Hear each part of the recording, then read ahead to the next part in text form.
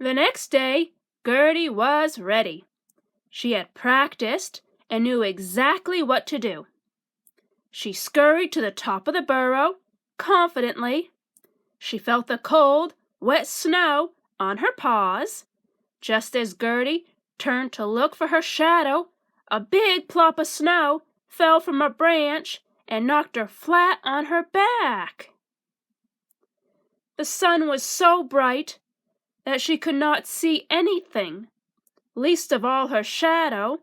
She began to shiver, and her teeth began to chatter as she fell over into the snow. "Gertie, are you okay?" asked Mrs. Mole. Gertie nodded. Mrs. Mole wrote something down on her clipboard, and Gertie was sure it wasn't good.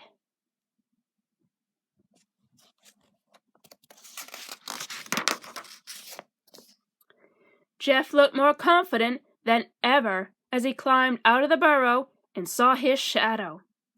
He walked around slowly, smiling and waving as if the photographers were watching. Mrs. Mole wrote some notes on her clipboard. "Nailed it," he bragged to Gertie. "I saw my shadow," he boasted.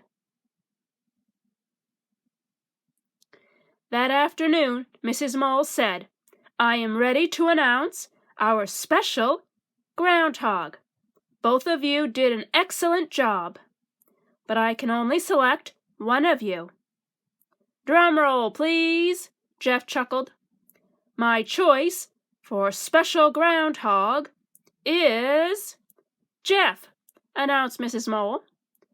"Better luck next time, Shorty," teased Jeff. Gertie slumped in her seat and tried to ignore Jeff's teasing.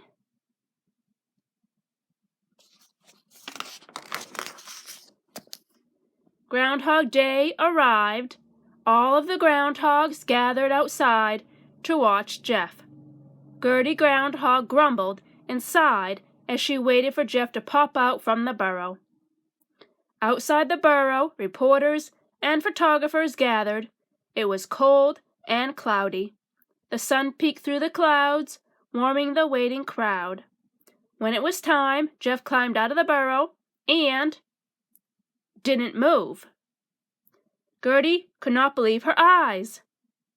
After all of his bragging about being famous, Gertie hesitated for a minute and then hurried to his side.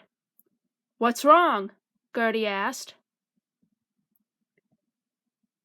"There are people staring at me," whimpered Jeff. "Their cameras are all flashing at the same time. I can't move."